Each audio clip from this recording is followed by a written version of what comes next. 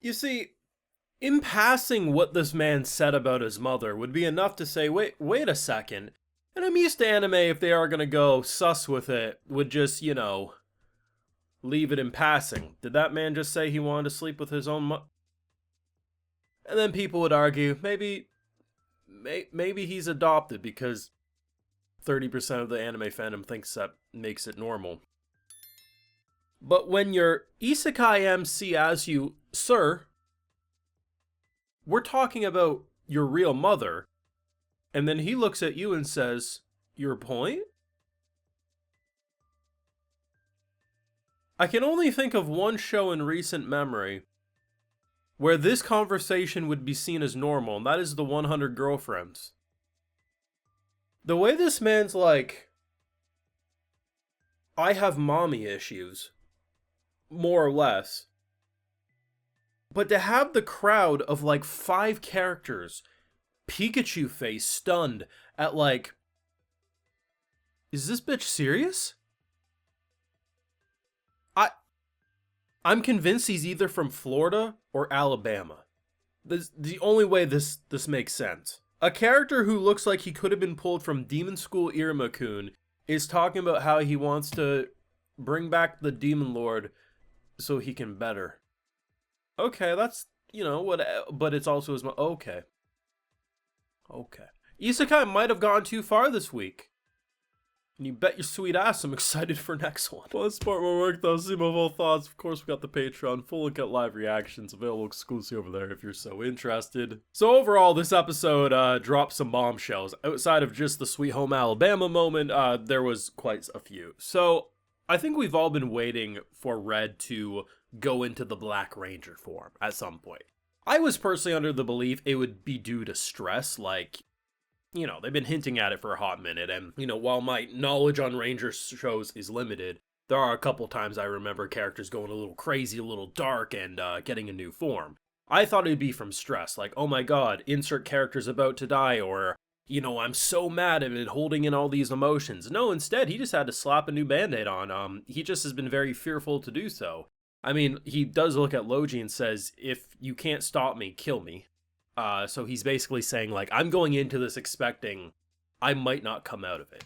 And I have to admit, the form's awesome. The transformation was actually pretty cool. In general, I think the whole gimmick of this series being bonds, so adhesives, band-aids and stuff, it's cringy as hell. It works because it's obviously trying to be so. The character himself takes it seriously because it's all about bonds. But as a viewer watching, I'm like, okay, it's meant to be a little absurd, right? So for the most part, a lot of what he does or says, I don't look at as saying cool. But the transformation of how, like, these band-aids kind of, like, almost serpentined around him, I thought actually looked pretty cool. And his final form there is badass. It helps that his default Red Ranger outfit looks cool to me. I think it's a solid design. But when you add that almost dark red crimson with that black lightning and smoky effect, it looks pretty cool. We're about to witness something pretty peak next week for a final episode. And while I definitely would say the second half of this show wasn't as enjoyable for me personally as the first half, I do think the finale they're setting up is going to go out on a bang and have me wanting to see a season 2, which is probably the most important thing you can do for your finale. I'm excited though. I'm sure that he is going to absolutely obliterate these two. The one dude who came back from the town when we were fighting in the town and he summoned his big ass Megazord, because why not? Because he's a crazy bastard who needs an audience. So he's back with his like Soul Eater kind of scythe whip thing, which does stab him a few times. Personally, there was such a lack of blood outside of his face when he was coughing it up. I thought to myself, Red's gonna be fine. I know he's thinking he's sacrificing himself, but Red's gonna be just fine. And then he slaps on the black band-aid and, it's these fists were rated E for everyone. And I'm excited to see what he does. I'm sure Logi's gonna have to try to fight him. Logi probably gets his ass beat. And then insert the power of love and bonds to bring him back to the light. Which, I mean, given the fact that even if he didn't hear it, the fact that our girl Yidra was like, hey, I love you, I feel like that has to tie it together to bring him back from the dark side. You can't have like, even if she doesn't necessarily say, I love you, Red, it's going to be something with their bond that brings him back to the light, is my interpretation and prediction anyway. But we do get the Megazord finally fighting. The comments I got last week on why he didn't do it sooner sent me the mixture of there's sand everywhere, he'll trip, or the sand will get in the cockpit. You have to make sure it looks cool enough. You have to make sure that there's a final fight. The comments range from just psychopath energy like Red wanting to hurt innocent civilians to there's sand, and I thought it was hilarious. Because all this fight showed me is he could have summoned it from the very beginning and would have been fine, because the sand was not an issue. There was literally a sandstorm raging, and they were pretty much sipping tea inside. The only time they had issues inside that Megazord was when he was spinning round and round and everyone was being flung in every which direction. The dude's a psychopath, we have to admit that, okay? And I like that, but it's just funny. But it was fun though. I wasn't expecting our boy to dissolve into the sand like Sandman, and then we'd have to have our new girl pretty much embrace him in naked sandy fashion. There's obviously with any sort of anime nudity, you have some sort of censorship. It's the scepter covering up the breasts or whatever. There's this one shot where like there's nothing even covering her up. She just looks like a Ken doll because of how the sand looks.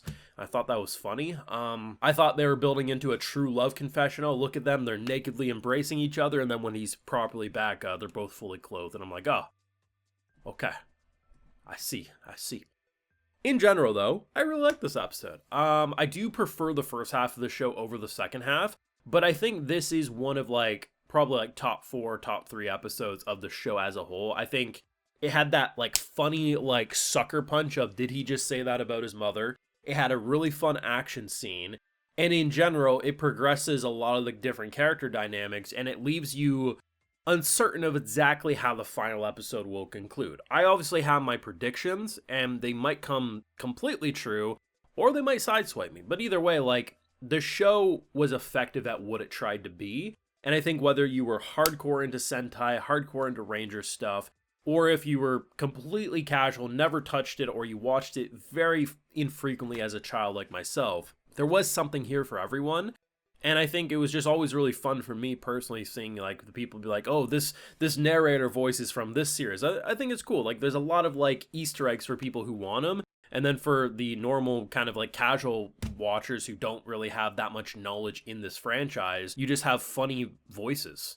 It's like, I just like the narrator voice. I had no idea it was deeper to this or that, or this thing that randomly got summoned episodes back is actually a call out to this series that will probably never be referenced again. There is a lot to like about this show, and in general, I'm excited for the final episode. I'm glad we got the kind of Kizuna Black before it all was said and done. I thought that would be a season 2 thing, if anything, so I'm excited. Let me know your thoughts and feelings down below. What did you think? And theories, if you got any. If you don't know the source material, let me know. Leave a like if you enjoyed, subscribe if you're new around here, of course ring that bell, and like I mentioned, full live reactions over on Patreon, and hey, while you're over there, I'll also give you a video shout out. Alright, so today we got Frozen, Jinnis, Michael Meadows, Sleepfish, Wayne Delquist, Juicium, Marco's son, here in 12, Sean Cafferkey, Dragon Mom, and we also have Ryan Kahalili. So I appreciate the support, everyone. Please take care. Y'all have a good one.